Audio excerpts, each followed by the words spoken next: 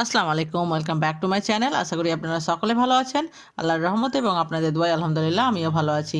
আজকের রেসিপিতে থাকবে ইস্ট ছাড়া কিভাবে আপনারা সহজে নানপুরি তৈরি করতে পারবেন, সেটাই আমি আপনাদের সঙ্গে শেয়ার করবো। আর হ্যাঁ বন্ধুরা, এটা কিন্তু ইস্ট ছাড়া হলেও খেতে খুবই সুস্বাদু এবং খুবই টেস্টি। আর বন্ধুরা, আমার চ্যানেলে যদি নতুন থাকবেন তো চ্যানেলটাকে অবশ্যই সাবস্ক্রাইব করবেন আর পাশে থাকা বেল আইকনটি প্রেস করে অল নোটিফিকেশান অন করবেন। আর প্লিজ নতুন বন্ধুরা আমাকে সাপোর্ট করবেন, আমি যেন এগিয়ে যেতে পারি। তাহলে চলুন দেখা যাক। এখানে আমি নিয়েছি 200 গ্রাম টক দই। আমি 600 গ্রাম আটার জন্য বা ময়দার জন্য 200 গ্রাম টক দই ব্যবহার করব। দিয়ে দিলাম দেড় চামচের মতো বেকিং পাউডার। তারপরে দিয়ে দিব প্রায় অর্ধেক চামচের মতো বেকিং সোডা। দিয়ে আমি এটাকে ভালোভাবে মিশিয়ে নিব। মিশিয়ে এটাকে 10 মিনিটের জন্য রেস্টে রেখে দিব, যেন এটা ডিসলভ হয়ে যায়। দেখতে পাচ্ছেন 10 মিনিট পরে এটা একটু হালকা হয়ে গেছে এবং ফুলে ফুলে গেছে। এবার আমি এটাকে আবারও ভালোভাবে একটু নেড়ে নিব। তারপরে আমি এতে অ্যাড করব স্বাদ মতো লবণ এবং স্বাদ মতো চিনি। বন্ধুরা, এটাতে একটু চিনিটা বেশি অ্যাড করতে হবে। বেশি বলতে প্রায় 3 টেবিল চামচের মতো আমি এখানে চিনি অ্যাড করেছি। আবার আমি এই সমস্ত কিছুকে ভালোভাবে মিশিয়ে নিব। মিশানোর পর আমি এখানে অ্যাড করব প্রায় 600 গ্রাম মতো ময়দা। ময়দাটা অ্যাড করার পর আমি এটাকে ভালোভাবে একটু আগে থেকে মিশিয়ে নিব শুকনোভাবেই। তারপরে আমি এখানে অ্যাড করব সাদা তেল। বন্ধুরা, এইভাবেও কিন্তু নানপুরি বেশ খেতে ভালো লাগবে। আর আপনারা একবার তৈরি করবেন, তবে দেখবেন যে স্বাদটা কতটা আলাদা।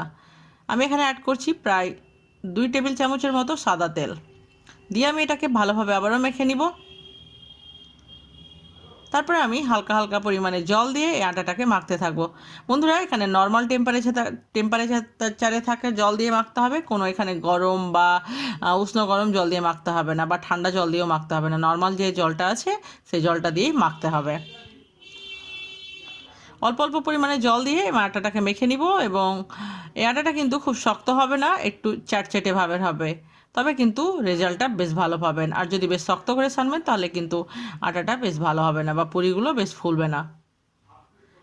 আটাটা আমার মাখা হয়ে গেছে। এবার আমি উপর থেকে বেশ খানিকটা প্রায় 3 টেবিল চামচের মতো সাদা তেল দিয়ে দিব এবং তেলটা দিয়ে ভালোভাবে আটাটাকে আমি আবারও মেখে নিব।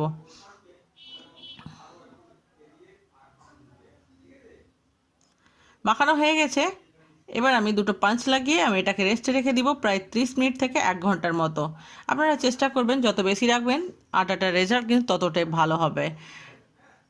আমি 1 ঘন্টা পরে ফিরে এলাম।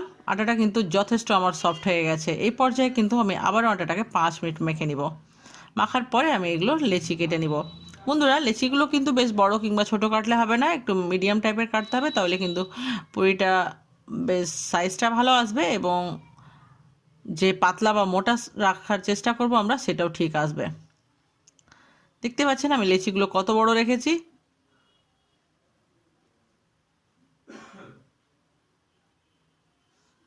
আমি এইভাবে লেচিগুলো গোল বল আকারে নিয়ে আসবো এবং সম্পূর্ণটাকে ভালোভাবে আমি এভাবে করে নিব।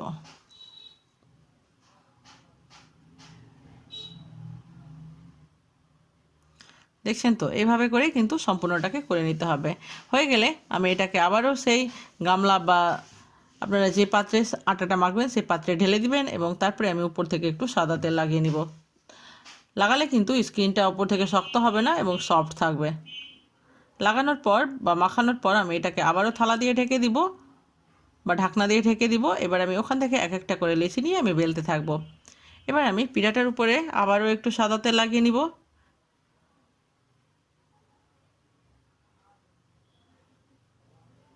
বন্ধুরা, এই নানপুরি তৈরি করা কিন্তু খুবই সহজ। আপনাদেরকে বাজার থেকে আর কিনে খেতে হবে না, বা আপনারা এটা খুব সহজভাবে বাড়িতে তৈরি করতে পারবেন। খুব ইজিভাবে এটা হয়ে যাবে। আর এটা কিন্তু বেশ পাতলা করলে হবে না, নাহলে কিন্তু ক্রিস্পি টাইপের হয়ে যাবে। দেখতে পাচ্ছেন আমি কতটা মোটা রেখেছি। এভাবে করে আমি আগে 2-4টাকে বেলে নিব, তারপরে আমি আপনাদেরকে তেলে দেখাবো। আমি দিয়ে দিয়েছি গ্যাসের উপরে একটা কড়াই এবং কড়াই দিয়ে দিব আমি পর্যাপ্ত পরিমাণে সাদা তেল। বন্ধুরা, এটাতে কিন্তু তেলটা বেশি দিতে হবে, তাহলে কিন্তু পুরিটা ভালো ফুলবে বা রেজাল্টটা ভালো আসবে।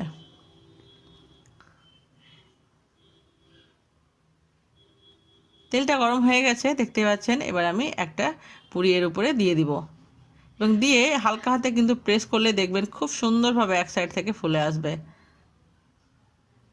চুলোর আঁচটাকে মিডিয়াম টু হাইয়ের মধ্যে রাখতে হবে। দেখতে পাচ্ছেন তো কত সুন্দরভাবে তৈরি হয়ে গেল এবং কত লোভনীয় লাগছে না বন্ধুরা। আপনারাও এভাবেই কিন্তু খুব সহজভাবে তৈরি করতে পেরে নেবেন বাড়িতে।